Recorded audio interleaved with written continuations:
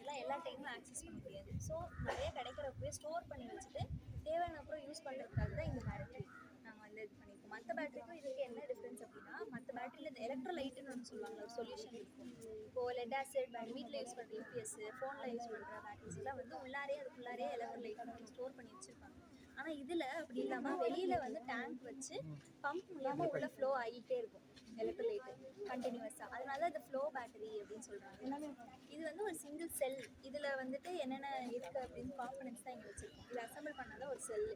நிறைய செல் வந்து ஸ்டாக் பண்ணால் அதுக்கு தகுந்த மாதிரி உங்களுக்கு பவர் அதெல்லாம் கிடைக்கும்.